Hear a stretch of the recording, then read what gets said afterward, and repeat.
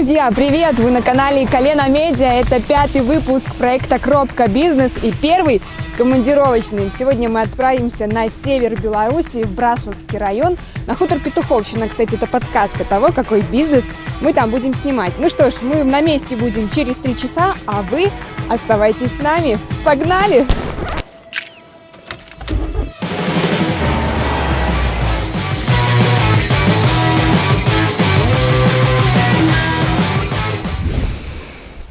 Какой же чистый воздух. Вот чего не хватает всегда так в столице. А здесь и озеро, и банька, и лес, все рядом. Никакая заграница вот действительно для полного апгрейда совершенно не нужна. Особенно сейчас, когда, если не закрыты границы, то все равно может быть опасно. Вообще туризм – это одна из тех сфер, которая первая получила мощный удар ковида, оставив в том числе миллионы людей без работы. Внутренний туризм, по крайней мере в Беларуси, никто не запрещал, никто не отменял. На примере одной агроусадьбы как раз и попытаемся понять, как сейчас обстоит бизнес.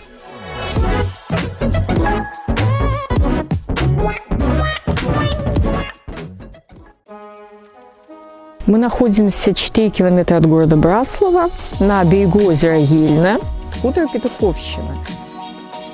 Агроусадьба у нас официально с 7-го года, но периодически сдавали, тогда как раз можно было оформлять.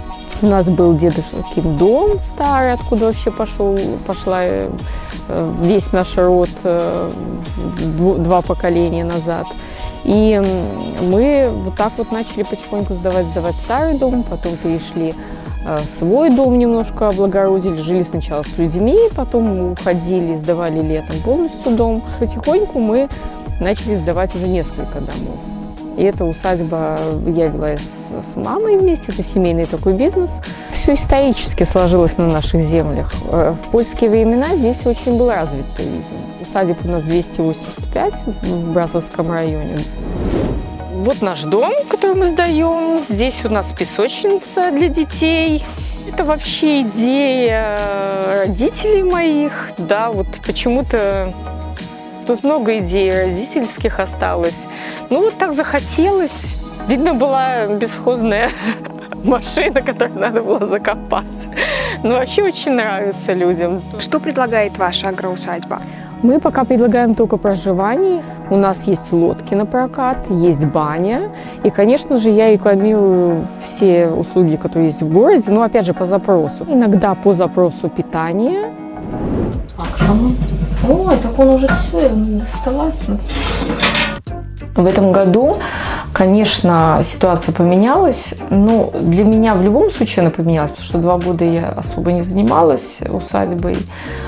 Она была так еще одним заработком небольшим летний сезон. В этом году, конечно, даже не сильно занимаясь этим бизнесом, и то было большое посещение людей, потому что, конечно же, границы были закрыты. В этом году пандемия сделала 100% практически загруз всех усадеб региона. Зажигать костер. Камин. Костер. Костер. Не мангал. Дом вообще переделан, из сарая. Вот мы сейчас в кухне, это была баня. На 1-м этаже у нас кухня, холл, закрытая веранда и туалет с ванной. А на 2-м этаже 4 спальные комнаты. 2-й этаж, это лесенка. Здесь у нас, когда я живу, здесь мой рабочий стол. Я смотрю, здесь 2 спальных места, да? Да, ну здесь единственная комната, где можно с ребенком приехать. По сумме у нас всегда в среднем дом стоил около $100 в сутки. Это около $10 с человека. Ну, от $10 с человека. Потому что, понятно, если дом бронирует 3-4 человека, то это будет дороже. А если там человек 9, то это будет где-то вот в этой вилке. В связи с ковидом мы много чего делаем. Конечно, мы обрабатываем и стараемся заселять меньше людей. То есть даже если запрос на большую компанию, мы уговариваем приехать поменьше людей.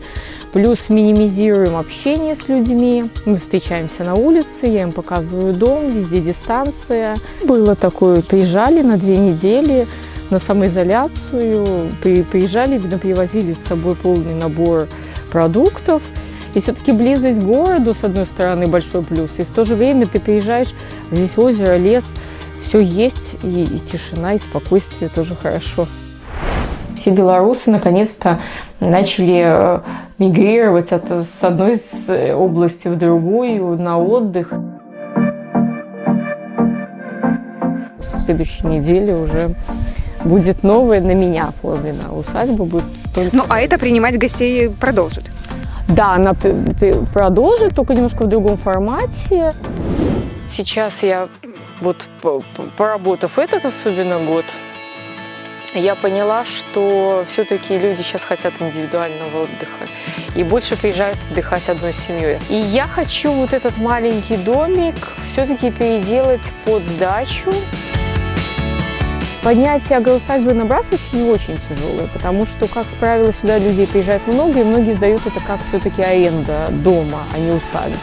Усадьба все-таки это бизнес с человеческим лицом. Приезжает конкретно к тебе, приезжает к твоей семье и общаются с тобой. И вот, конечно, к этому не все так ведут. Тяжело то, что когда приезжают большие компании, с ними тяжело договориться. Это вот тяжело, и вот почему, опять же, формат свой я хочу немножко перестроить на более семейный. Для меня вот самое главное, чтобы вечером не буянили, а остальное, в принципе, ты все равно не научишь жить как ты, и отдыхают все по-разному. Есть люди, которые отдыхали у нас и 15 лет назад, и звонят, и дети их уже выросли, приезжают. Ко мне приходят сюда косули, иногда яблочки поесть зимой. Здесь и зайцы могут пробежать, и лоси ходят. Ну, я видела, как они по полю ходили прям. Может, я тепло? говорю, что потому что границы-то закрыты. Это Брасовщина, тут озера. К нам едут исторически, и летом Брасов всегда будет меккой в любом случае.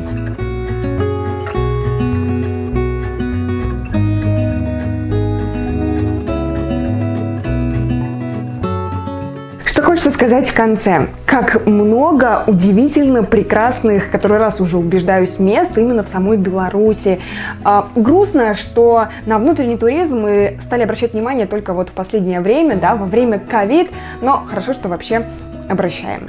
Если вам понравился выпуск, обязательно ставьте палец вверх, оставляйте свои комментарии, нажимайте на колокольчик, чтобы не пропустить следующий выпуск. А наши путешествия на этом, кстати, не заканчиваются. Куда поедем в следующий раз?